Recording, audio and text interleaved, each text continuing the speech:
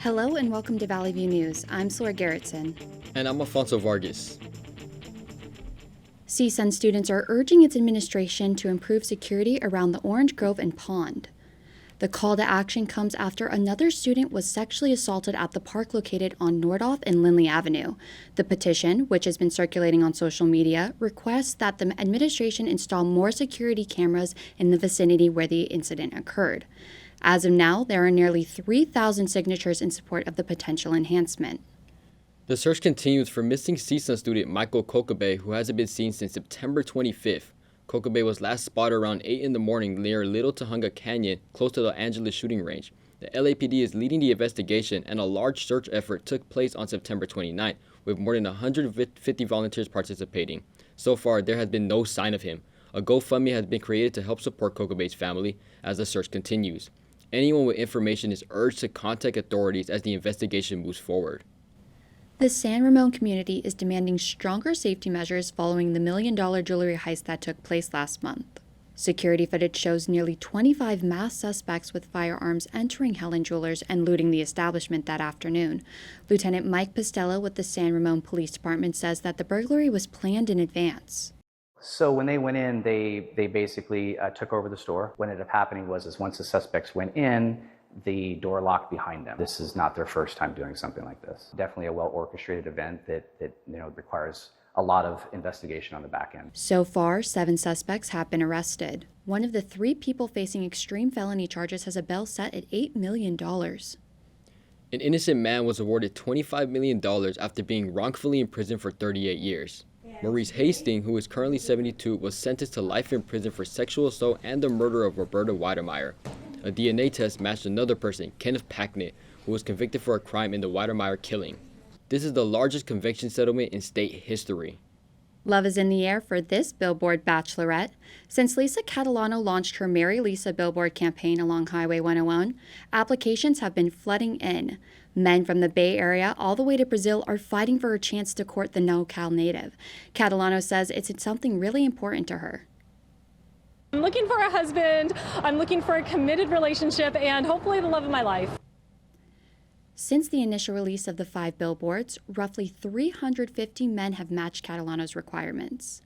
Authorities in Southern California are stepping up security at the Adelanto ICE facility after the deadly Dallas ICE Center shooting left 2 detainees injured and 1 dead. The San Bernardino County Sheriff's Department says that while it doesn't typically handle immigration enforcement, the facility does fall within its jurisdiction. Deputies have increased patrols in and around the area to keep the community safe. Officials say police services will continue in the area as the investigation moves forward. A 79-year-old business owner is suing the U.S. Department of Homeland Security for $50 million after he was arrested during a raid despite being a citizen. The Valley Car Wash owner, Rafi Shoehead, claims masked ICE officers slammed him to the ground, piled on top of him, and detained him for 12 hours without charges or medical attention. Shoehead was allegedly left with broken ribs, an injured elbow, and post-concussive symptoms of a traumatic brain injury.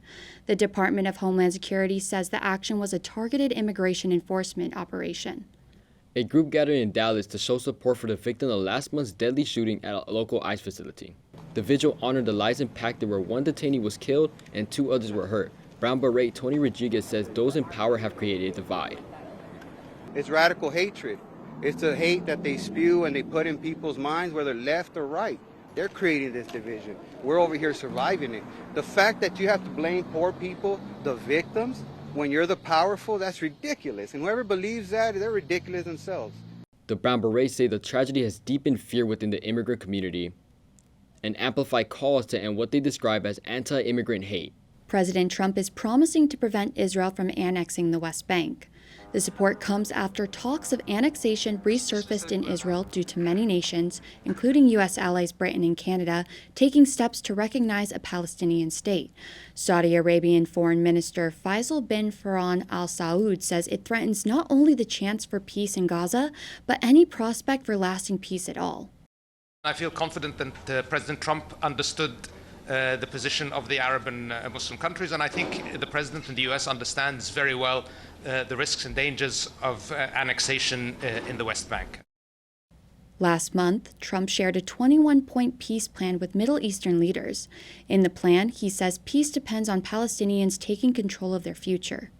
Israeli Prime Minister Benjamin Netanyahu says he's hopeful to see the return of all hostages.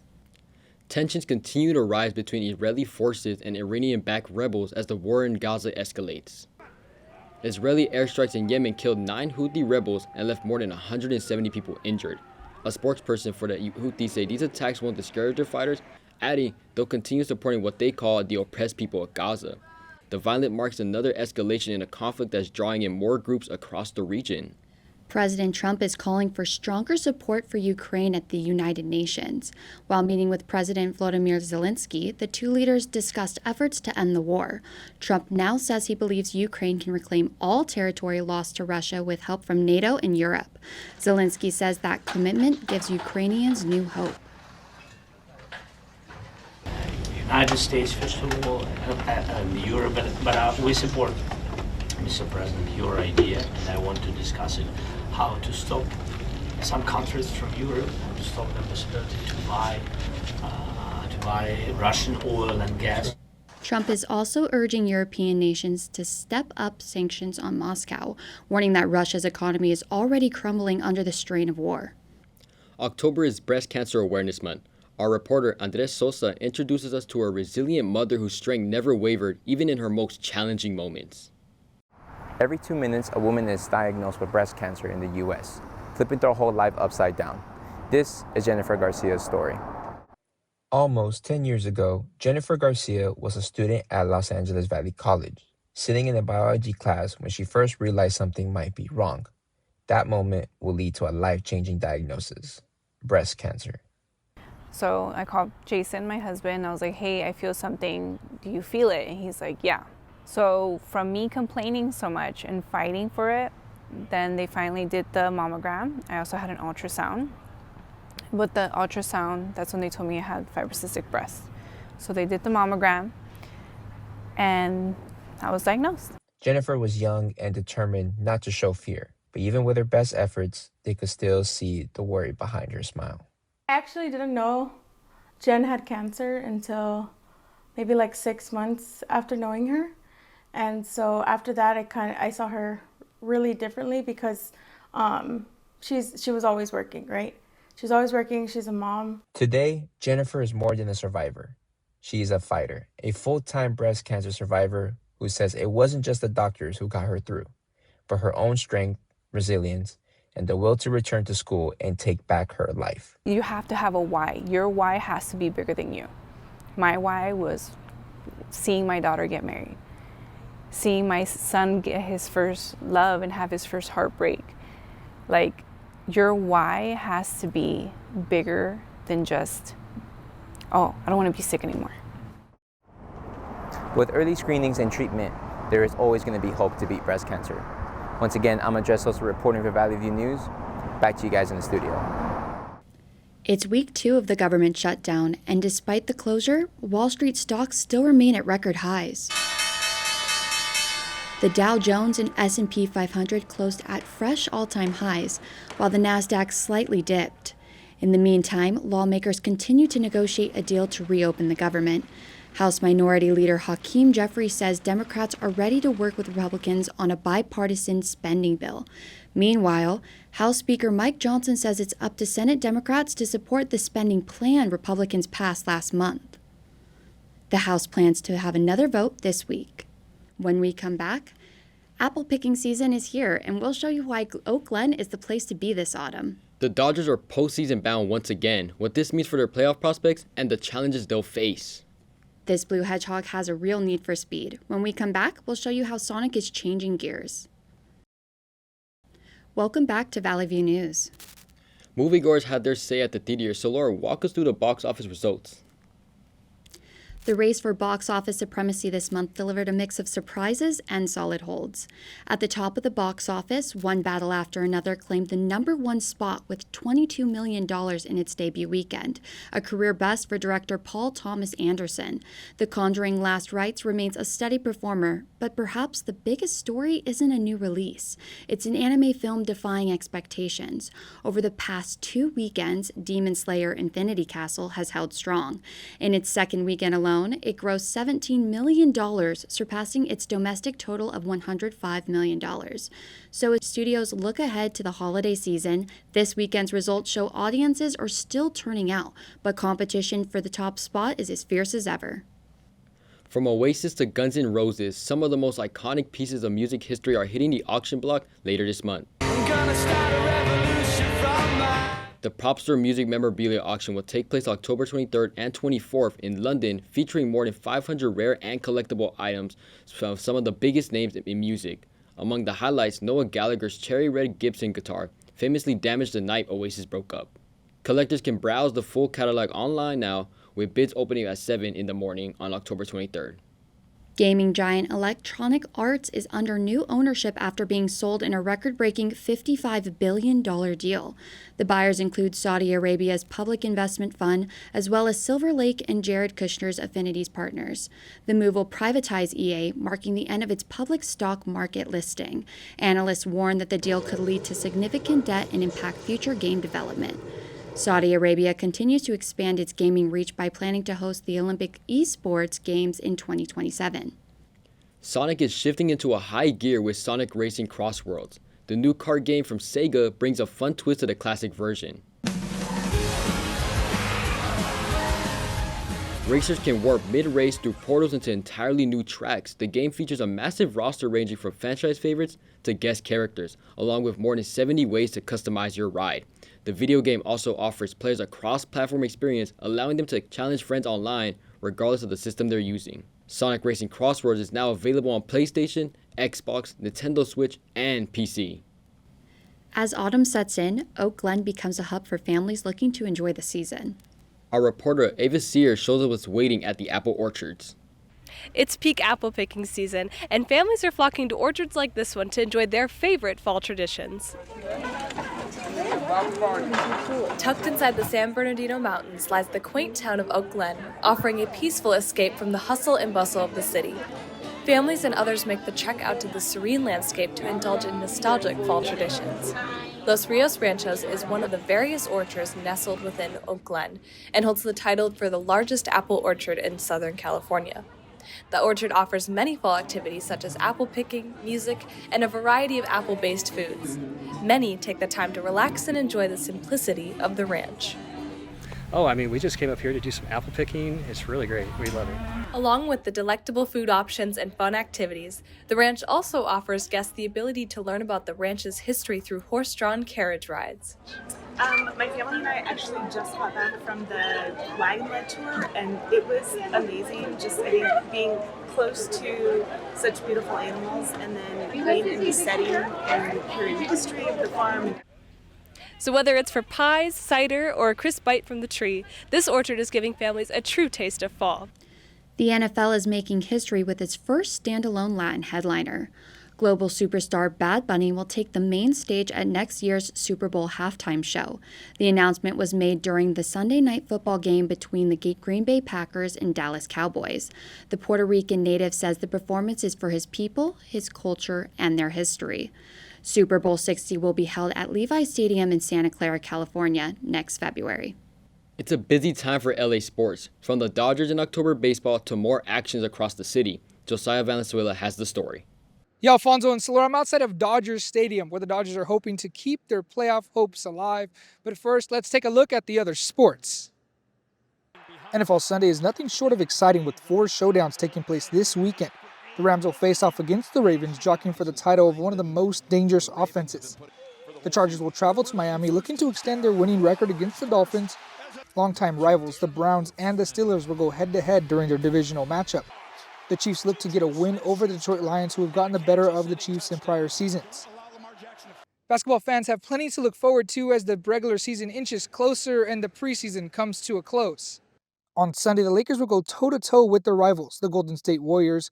Meanwhile, the Clippers will play the Nuggets for the first time since their elimination in the playoffs last year. The preseason will end next week, and the regular season will start later this month.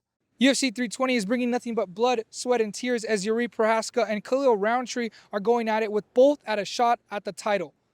Bantamweight champion Merab Dvalishvili is defending his bout against the number 2 ranked fighter Corey Sandhagen for the championship. The main event is a rematch between Alex Pereira and Magomed Ankalaev since Pereira suffered a defeat, losing the bout to Ankalaev back in UFC 313.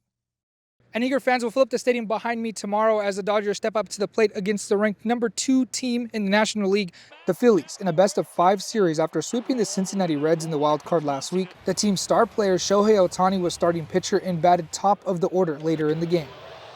There's a high drive, left center field. It is gone! Some super exciting games coming up, but that's all I have for you guys in sports. From Dodger Stadium, I'm Josiah Valenzuela for Valley View News, sending it back to you in the studio. Thank you, Josiah. Hispanic Heritage Month is an opportunity to celebrate trailblazers in our community. Coming up, we'll introduce you to a journalist making their mark in broadcast journalism. And you might actually want that hot latte instead of an ice this week. We'll show you how the cool down is settling in across the area. Welcome back to Valley View News. This Hispanic Heritage Month, we're spotlighting someone who's breaking barriers and shooting for the stars. Our Alexis Martinez talks with a journalist who's paving the next way for the next generation. Thank you, Alfonso and Solor. As we celebrate Hispanic Heritage Month and highlight Latino voices in journalism, we have CSUN's broadcast and digital media coordinator, Jacob Gonzalez. Jacob, it's great to have you here. Thank you for having me. So first off, I just wanted to know, can you just tell me about what your job entails at CSUN? Yeah, so I am the KCSN News Director, so I handle a lot of the operation stuff there, as well as the broadcast and digital media coordinator for the college, specifically for the journalism department. And so that means, a lot of the KCSN stuff, just regarding that first, that has to deal with all the operations, so as far as putting together newscasts and overseeing the newscasts that students help build, as well as helping students with audio editing. For a lot of students, this is their first time in a radio broadcast class, if not the first time. So they have a lot of questions, about writing style, specifically for radio and broadcast, as well as audio editing. So I kind of oversee that, and as well as helping the other departments, like the TV production lab and the Sundial as well. Right. I know you mentioned about the CSUN students. I know you started your CSUN alum. Yeah. How does it feel? How does it feel to come full circle in your career? Honestly, it's pretty weird, but at the same time though, it feels pretty rewarding, just because I was a student here and I had been through all the programs, I've been through all these classes before, especially at the radio station, which is kind of where I fell in love with the industry of radio. But honestly, it feels really rewarding to be back in a full circle moment. Right. What do you think needs to change for journalism and broadcast specifically? It's tough. Like any medium, it's evolving. Specifically radio, right? I work at KCSN. I came from radio, worked in radio. It's evolving, and so just to go off of that really quick, radio's changed in a sense where it's still there and the medium still exists, but it's so different than what it was, let's just say 10 years ago, 20 years ago.